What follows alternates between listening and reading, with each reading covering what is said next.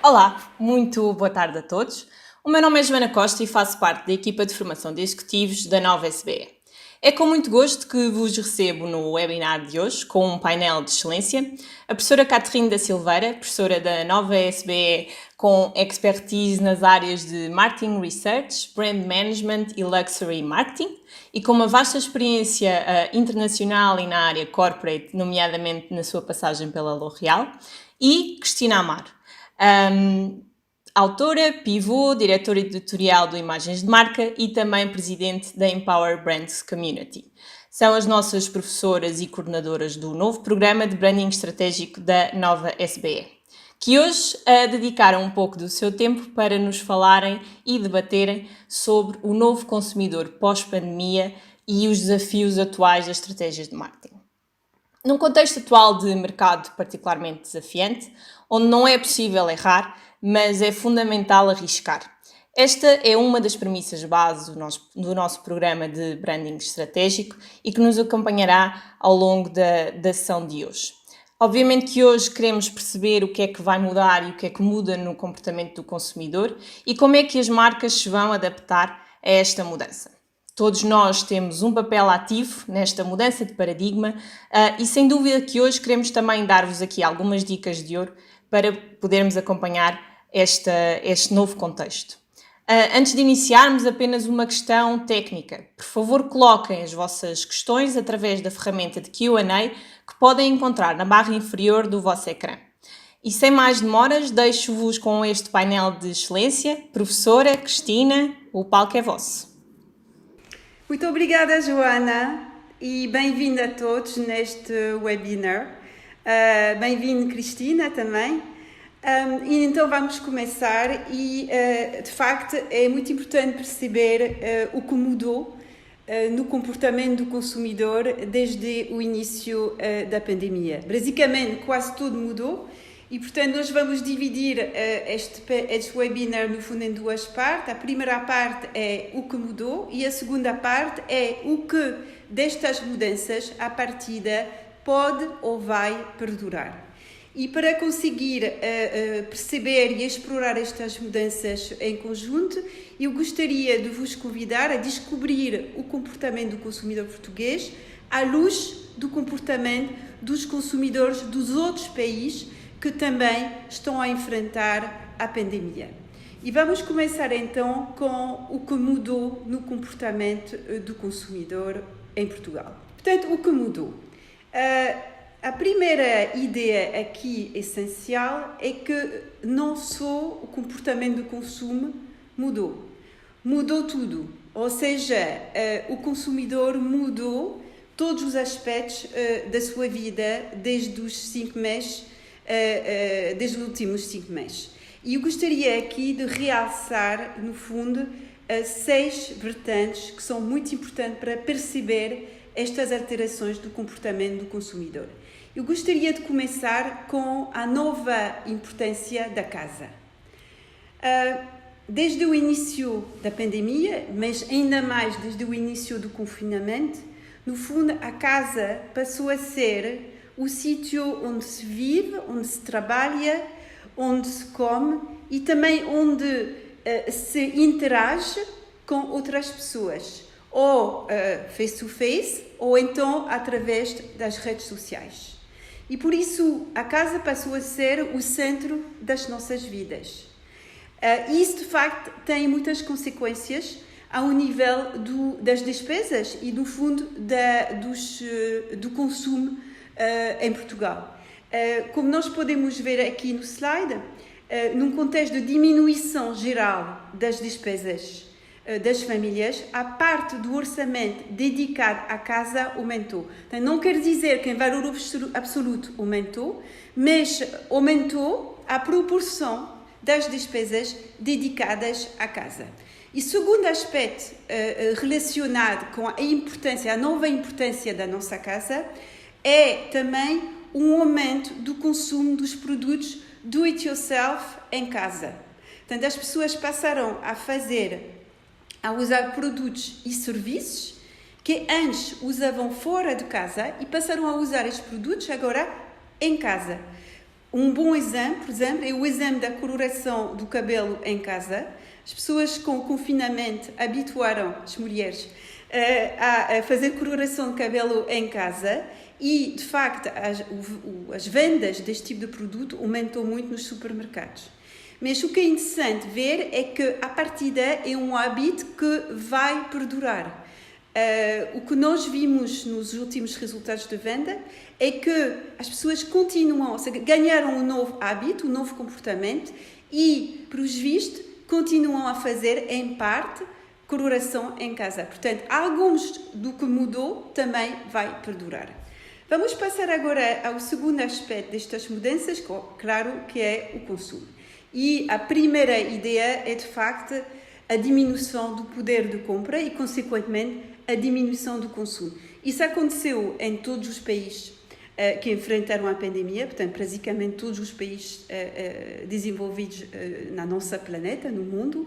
E em Portugal, como nós podemos ver, a quebra do consumo até à data foi de cerca de 15%. Isto são dados do INE relativos aos primeiros meses, os 6 primeiros meses deste ano, em comparação com o ano passado.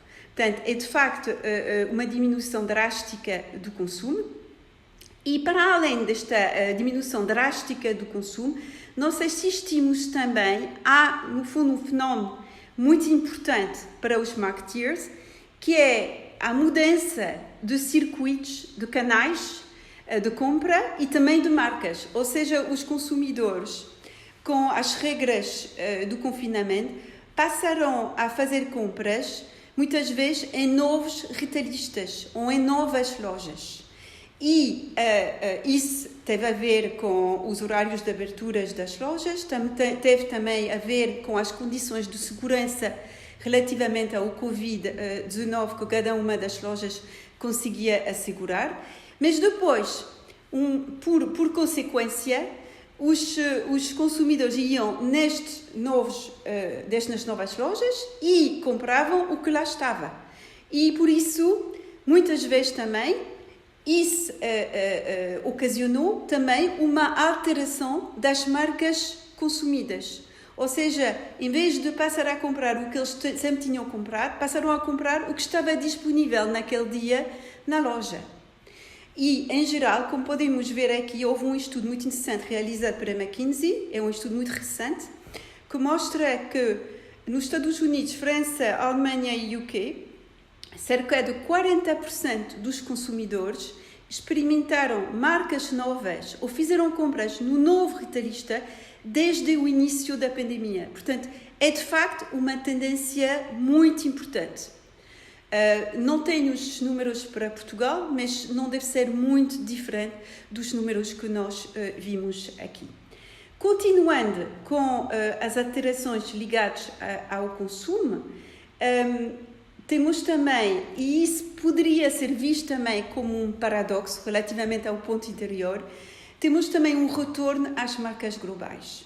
Porquê? Porque o consumidor quer ter confiança no que ele compra e, portanto, no fundo, o consumidor procura marcas seguras que ele sempre conhecia e que lhe dão grandes garantias de segurança.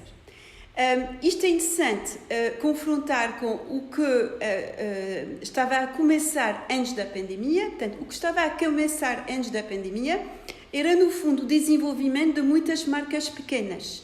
Não só em Portugal, mas em muitos países do mundo. E o consumidor começava a dar preferências a outras marcas, fora das marcas habituais e das marcas globais. E, com a pandemia, parece que há um retorno às marcas conhecidas e às marcas globais. Podem ser, claro, marcas de retalhistas, como podem ser marcas de manufacturers, mas que são marcas que dão mais confiança. E, finalmente, consequência dos 3 pontos anteriores, claro, uma transferência de categorias. Portanto, o consumo fora da casa diminuiu drasticamente, como nós vimos, em favor do consumo em casa.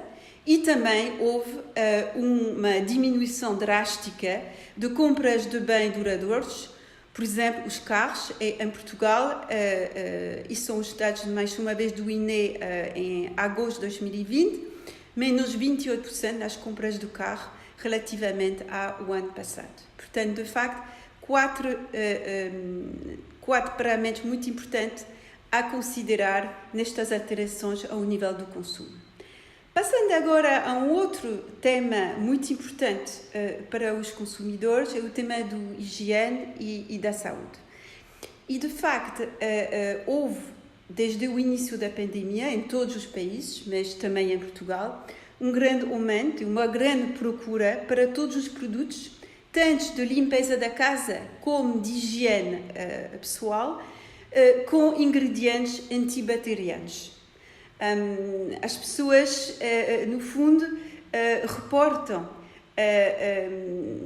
nestes produtos algumas das necessidades de higiene. Portanto, e houve, por exemplo, isso é um exemplo real do mercado português, desde o início do ano, em valor, um aumento de 4% do consumo e nas vendas de elixires em Portugal, por exemplo. Isso é só um exemplo do crescimento destes produtos com ingredientes antibacterianos. Finalmente, vamos passar agora a um outro tema, que é um tema fantástico, extremamente interessante em analisar, que é o tema da sustentabilidade. O que aconteceu ao nível da sustentabilidade? E o que nós vimos em Portugal é, de facto, muito interessante.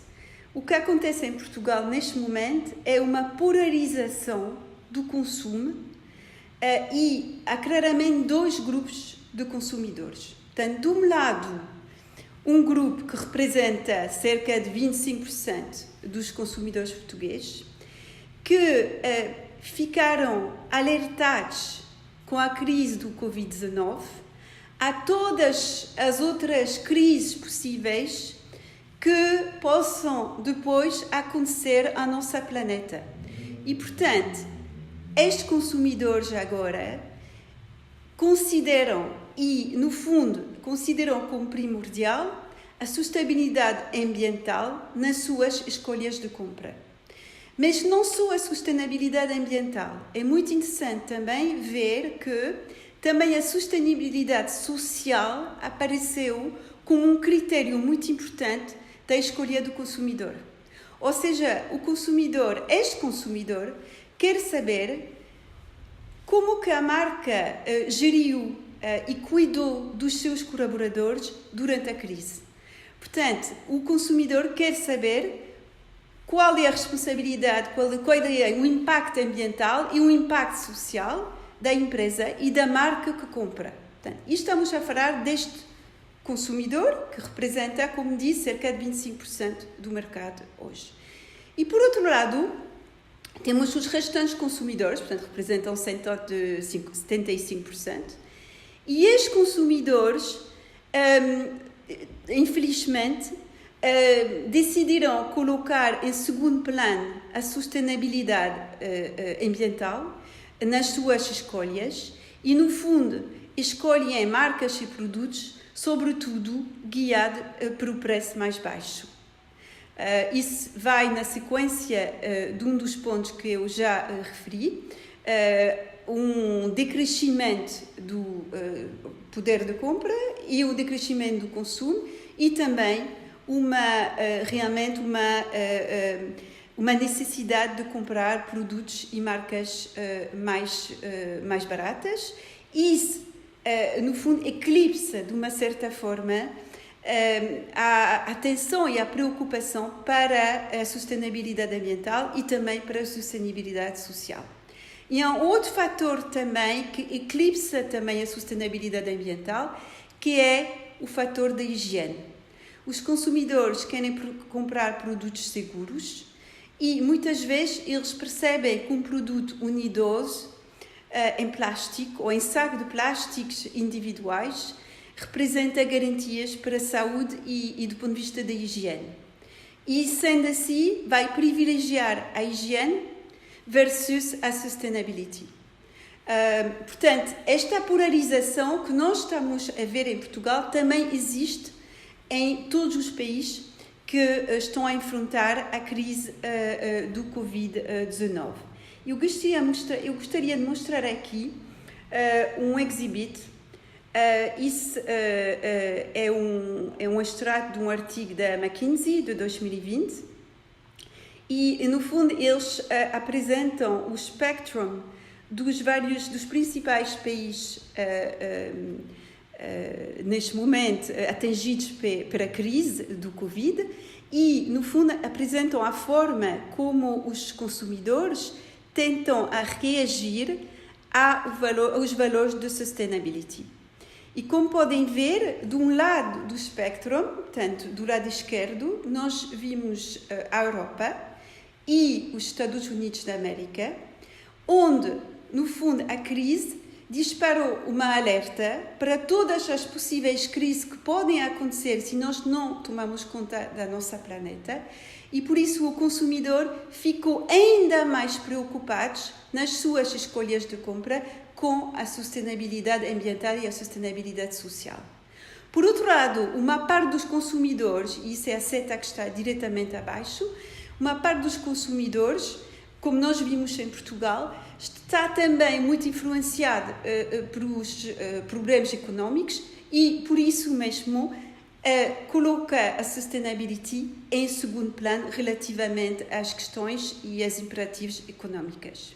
E do outro lado do espectro, podemos ver a China, a Índia e o Brasil, onde as preocupações económicas de safety e também de higiene, no fundo, vêm em primeiro plano e, no fundo, substituíram, pelo menos de uma forma provisória, as preocupações ambientais. Portanto, há de facto uma polarização. Esta polarização vê-se ao nível mundial, mas também esta polarização existe em Portugal ao nível dos nossos consumidores. Passando agora aos últimos dois aspectos que eu queria analisar hoje, o aspecto do entretenimento. Portanto, em todo o mundo, isso é, todos os países que enfrentaram a crise, houve obviamente um aumento do consumo de entretenimento em casa. Portanto, as pessoas passam mais tempo em casa e, portanto, tentam também aderem mais facilmente ao streaming, aos videojogos, do que teriam antes da crise. Mas também não querem gastar mais neste aspecto do entretenimento. Portanto, gastam em casa, mas não gastam fora de casa. Dois exemplos. Um exemplo global, portanto, mundial, a Netflix aumentou o seu número de subscritores de 16 milhões em 5 meses, portanto, representa de facto um crescimento enorme. E, por outro lado, um exemplo português, o número de utilizadores de videojogos aumentou de 11% desde o início da crise. E o que é interessante ver aqui é que destes novos jogadores, 92% dizem que irão continuar a jogar a seguir a crise. Portanto, parece que de facto é um comportamento que foi induzido pelo confinamento, mas que vai perdurar a seguir a pandemia. E finalmente, a comunicação. Aqui penso que ninguém irá ficar surpreendido com estes números. Isto são números globais, portanto, que representam o consumo de média ao nível global, worldwide. Podemos ver que o consumo de televisão aumentou de 33%, o consumo de rádio aumentou de 28% e, claro, o consumo de redes sociais aumentou de cerca de 40%. E tudo isso em detrimento da imprensa, no fundo, dos jornais impressos, cujas vendas e no fundo, o número o consumo, do fundo, diminuiu, como nós todos sabemos. Assim acabo a minha curta apresentação das mudanças e eu irei passar agora à segunda parte da minha apresentação, que é o que podemos pensar que vai perdurar destas mudanças. Portanto, há uma resposta muito simples a esta questão.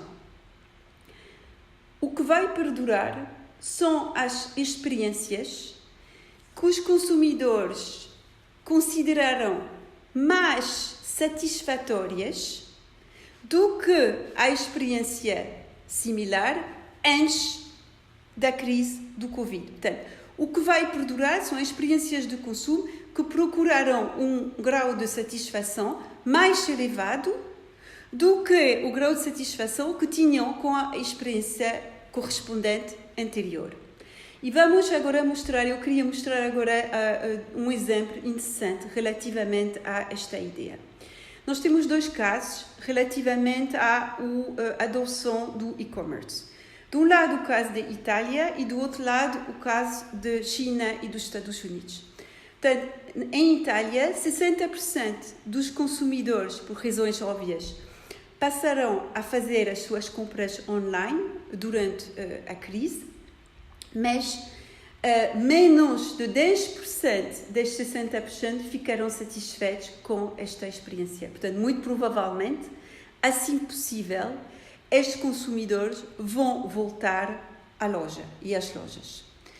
Por outro lado, temos o exemplo da China e dos Estados Unidos, onde também o consumidor migrou em força para o e-commerce, para o online, só que a diferença é que o consumidor achou a experiência positiva e satisfatória e, portanto, muito provavelmente, esta mudança esta migração para o e-commerce na China e nos Estados Unidos será duradoura. Portanto, são consumidores que as lojas físicas perderam e que agora vão passar a comprar de forma mais duradoura online. E, no fundo, temos três tipos de mercados relativamente a esta questão da migração para o online.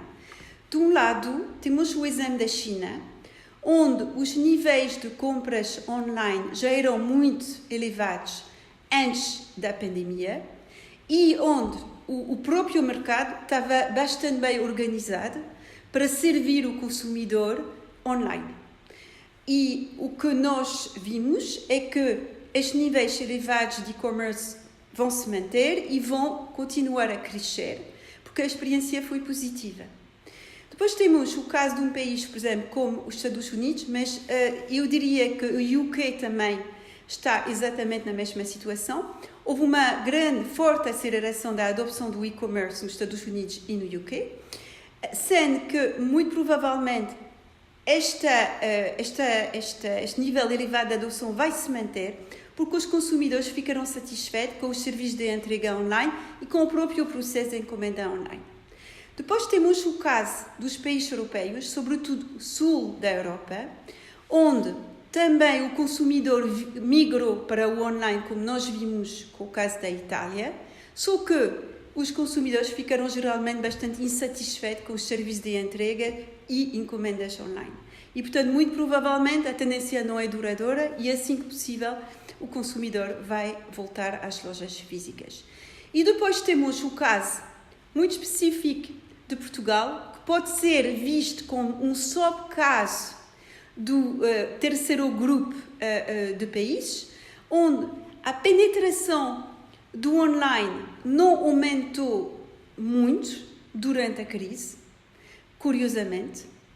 Portanto, a cota de mercado do e-commerce, por exemplo, para os produtos de supermercados, só aumentou de 2%. Passou de 1% para 3%. Continua a ser, de facto, um nível bastante baixo. E porquê?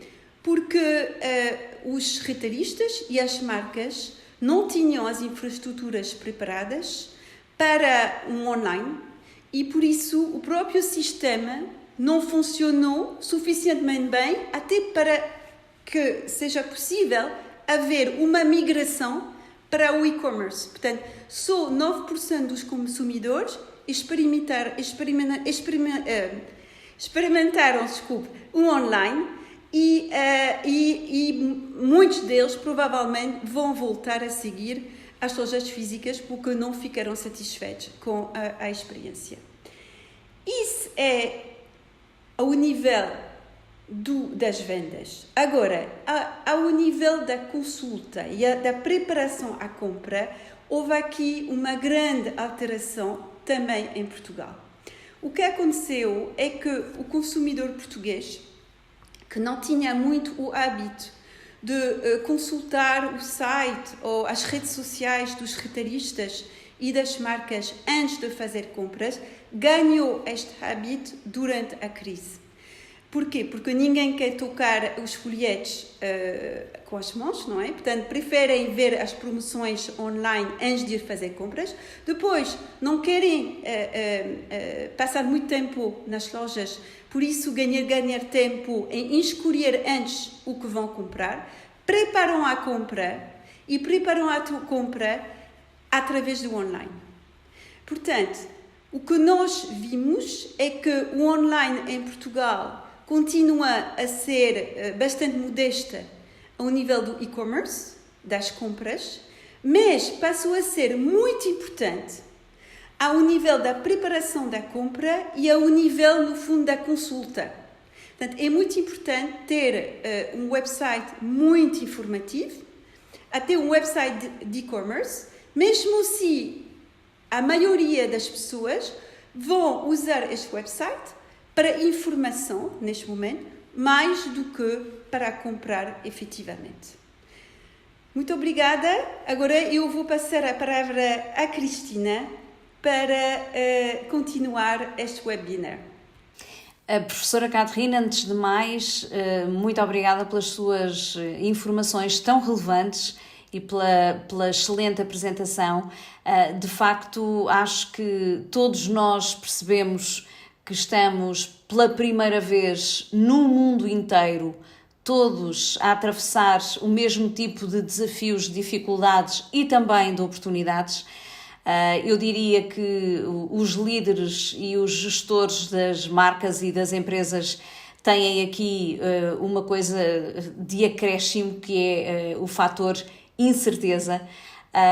Essa é talvez a maior certeza que todos nós temos, é que vivemos tempos de incerteza, mas questionamos naturalmente como é que podemos fazer a gestão das nossas marcas quando a incerteza faz parte do nosso dia-a-dia, mas também percebemos pela sua apresentação e pelos dados que a McKinsey já nos traz que há caminhos que podem ser quase como seguros que vão estar no nosso caminho e que nos ajudam aqui a perceber melhor qual é o futuro e que caminhos é que podemos percorrer nestes novos tempos.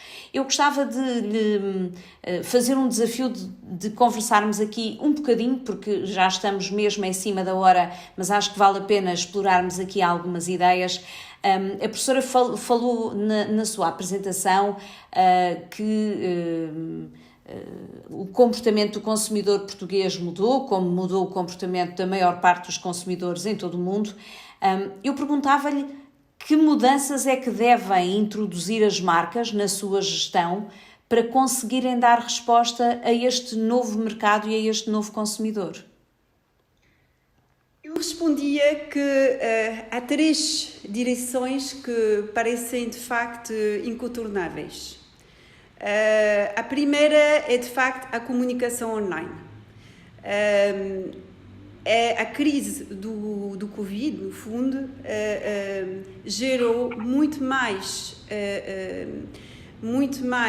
tráfego online e, no fundo, encaminham muitos consumidores que não tinham o hábito de usar o online para, no fundo, ajudar no seu processo de escolha dos produtos e das marcas. Portanto, nós temos agora muito mais pessoas a usar o online para se informar e eu penso que é o momento certo para as marcas realmente investir num site, em redes sociais claras, com informação muito clara sobre o que vão encontrar em loja. Portanto, no fundo, uma informação que permite ajudar o consumidor a preparar a sua compra na loja. Portanto, é mais uma perspectiva neste momento ainda de informação do que de vendas, mas depois isso poderá depois abrir o caminho para a evolução futura, que será, de facto, comprar online. Portanto, mais online, mais informação online. O segundo caminho é mais transparência. Nós vimos que neste momento há cerca de 25% dos consumidores que realmente fazem as suas escolhas em função da sustentabilidade das marcas. E, portanto, os consumidores querem saber quais são os ingredientes, querem saber qual é o packaging, onde é que foi feito o packaging, se há plástico, e, portanto, é muito importante transmitir esta informação. E o terceiro ponto é claramente o ponto do preço. Obviamente que neste contexto de crise e com uma diminuição do poder de compra, é muito importante tentar assegurar o mais possível os preços mais baixos possíveis. Eu ia-lhe precisamente fazer essa pergunta. Parece que há aqui um paradoxo entre o consumidor que prefere as marcas, as ditas marcas globais, as grandes marcas, que por norma têm preços mais elevados, mas também lhes dão mais confiança, mas por outro lado ele quer, e está preocupado com o preço, quer o preço mais baixo. Como é que vamos gerir este paradoxo? Como é que as grandes marcas podem alterar o seu preço? Se é que é essa a estratégia? Qual é a sua opinião? E se é que a professora Catherine também acha que existe aqui este paradoxo, que a mim me parece evidente? Há um paradoxo, mas no fundo, quando nós falamos de preço baixo, falamos de duas coisas diferentes. Podemos falar, claro, do preço mais baixo da categoria, em valor absoluto, mas podemos também falar do preço mais baixo para a melhor substância. E, no fundo, é disso que nós estamos a falar agora. O consumidor, uma das grandes alterações do comportamento e das expectativas do consumidor é que o consumidor já não quer gadget, já não quer funcionalidades desnecessárias, quer comprar o essencial, quer pagar o preço certo para o essencial. Portanto, já não quer, se calhar, a embalagem dourado e o dourado que vai encarecer o preço do produto. Quer uma embalagem simples, quer o essencial. E para o essencial, que é, no fundo, o back to basic, ele é capaz de pagar o preço certo para o essencial. Não quer dizer o preço mais baixo em valor absoluto. Quer dizer o melhor preço possível, tendo em conta este nível de substância. Talvez até também podemos falar de um preço mais justo. Sim, talvez, mas eu diria que também, para além do preço justo, também o produto tem que, a marca também tem que ter a sua função de dar o essencial. Porque realmente a maioria das pessoas já não querem o desnecessário ou não precisam do desnecessário num contexto de crise tão grave. Precisam do essencial e, portanto, isso é a função da marca e também a função do produto. É dar o essencial ao melhor preço possível para o essencial. Professora, gostava de partilhar consigo um estudo que chegou esta semana à redação do Imagens de Marca da Associação DNS.pt, que é a entidade responsável pela gestão dos domínios.pt, e que indica que no primeiro semestre Portugal assistiu a um aumento de criação de domínios superiores a 26%.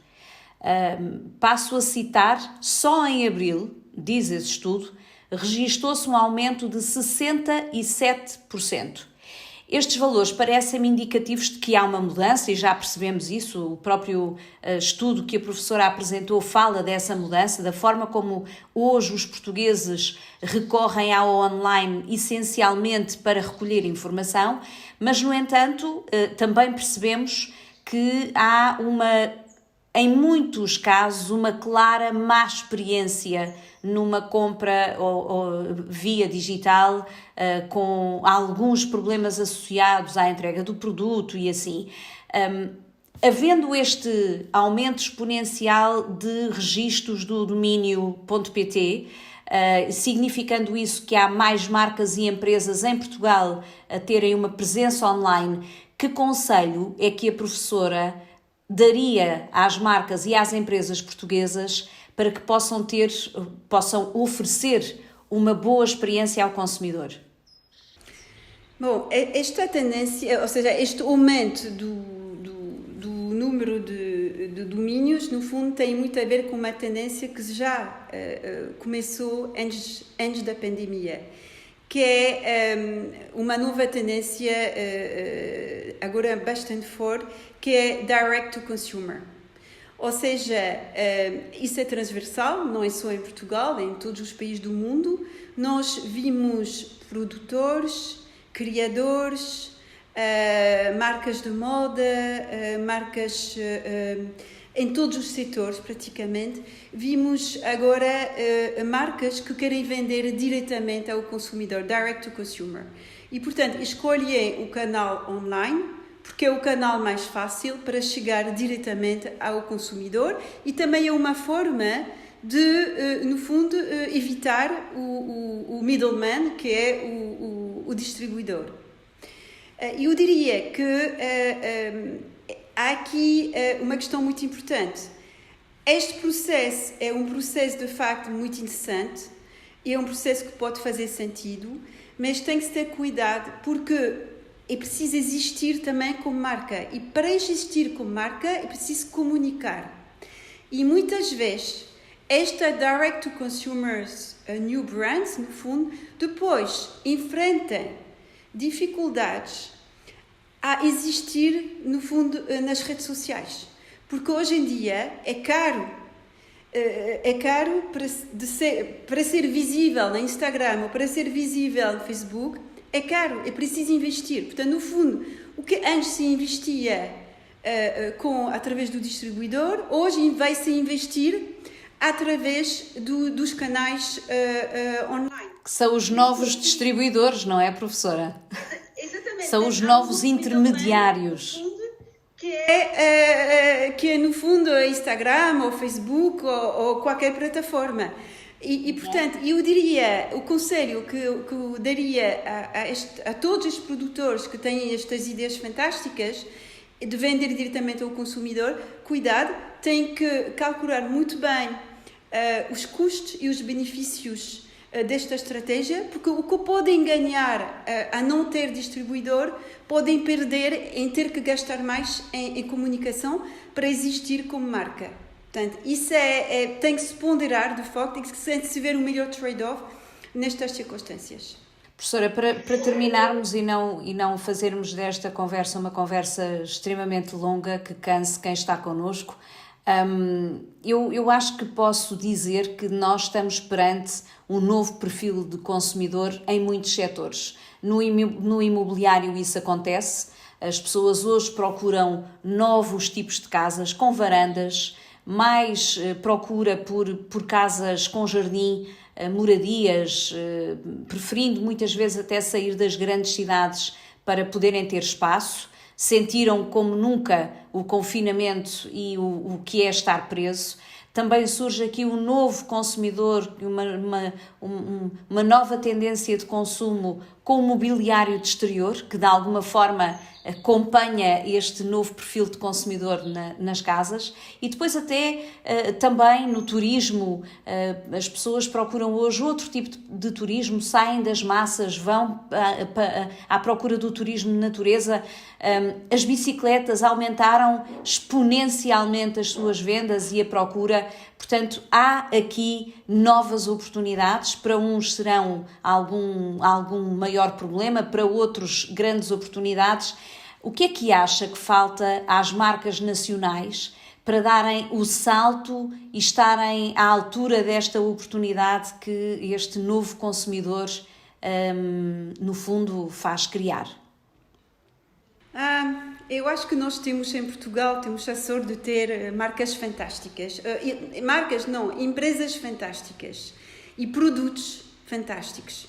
E, portanto, há muitas empresas pequenas que fabricam bicicletas, móveis para o jardim e tudo o que o novo consumidor vai precisar amanhã.